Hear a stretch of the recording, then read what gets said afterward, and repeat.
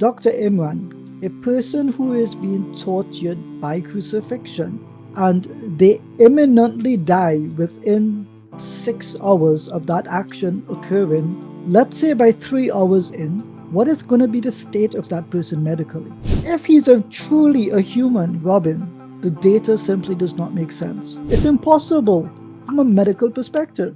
In the gospel accounts, we sort of have Jesus having making sort of several statements. The first one that comes to mind is where in the Gospel of John is where Jesus is speaking to his mother and to the disciple John, and he's saying, mother, behold thy son. Okay, we have that conversation. We also have this conversation where the two thieves are actually sort of initially mocking Yes. Jesus, and then one of them says, "Oh, look, he actually changed his mind and says, look, Lord, will you remember me in paradise?" And Jesus responds and says, or will you remember me? And Jesus responds and says, "This day you'll be with me in paradise." You have another one where and this is where I made the statement last time, which is probably I would retract it in the sense that I said Jesus died of a broken heart. I would say that sort of Jesus cries out, my God, why have you forsaken me? Eloi, Eloi, lama sabachthani. So here we have Jesus has actually felt himself cut off from God.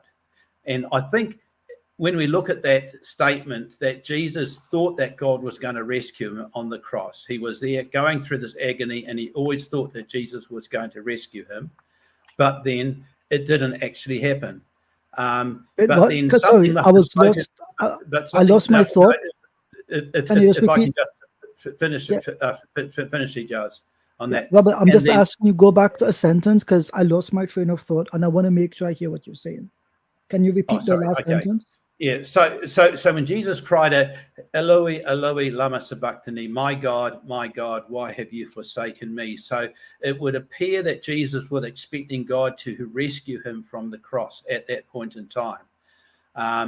And then at the end, afterwards that had happened, then God must have spoken into his spirit and into his heart, because Jesus said, "Father, into your hands I commit my spirit." And that is his final statement that he makes on there. And then he dies. So he dies before time. He dies within maybe 3 or 6 hours of initially being put on the cross. Whereas Imran last time, said, look, people can last for 2 or 3 days there, on the cross. So they wouldn't die from suffocation.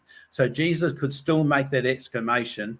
And then at that point he dies, and he just basically gives up his spirit. He gives up, and maybe God the Father has mercy on him, and he expires. His life on earth expires. Right. So Robin, I'm going to take what you said and run with it just for a moment. It's impossible for Jesus to have all of these conversations because you suffocate on the cross, as both the medical doctor testified last time, when I gave you the research about how a crucifixion is actually done from the historical data and the historical accounts about them, separate from the Gospels. Yes, there's a difference between them. And there's even a difference between the Gospels and the order of the crucifixion and the torture beforehand, these types of things. But in all those extraneous details aside, if it is that Jesus died so quickly in that time, how many hours did you say he died in? 6 hours? No, I'm sort of saying it could have been sort of 3 hours, it could have been 6 hours, but obviously he was going to be, if he was, say, put on the cross at 9 o'clock in the morning, then okay, it might have been 3 or 4 in the afternoon, because basically because the people were going to go, the soldiers were going to break his legs because he couldn't stay up there because of the Sabbath. Right. So understand this: a person who is 5 hours a day away from death. I'm going to bring in Dr. Imran here. Dr. Imran, a person who is being tortured by crucifixion and they imminently die within 6 hours of that action occurring, let's say by 3 hours in, what is going to be the state of that person medically? Terrible. If they're near death, it's going to be absolutely terrible. So 3 hours before final death. Now, I recently experienced this with a family member. and other members of the team as well. A person in that state does not speak. They usually cannot speak. And in fact, if it's a normal person, and I believe Jesus was very human, if he's truly a human, Robin, the data simply does not make sense. He can't be No. having jolly conversations with the people around him when every breath he takes, it pushes down on him, and then he dies within 6 hours. A rapid death, by the way, you just don't die suddenly. Someone didn't shoot him in the head. There was an organ failure in his system. Organ failure is precipitated by stages of the system shutting down, malfunctioning, causing pain.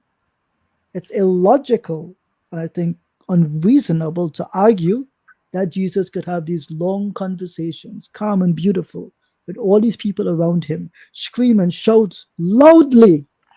But then the next thing he does is dies. It's impossible from a medical perspective.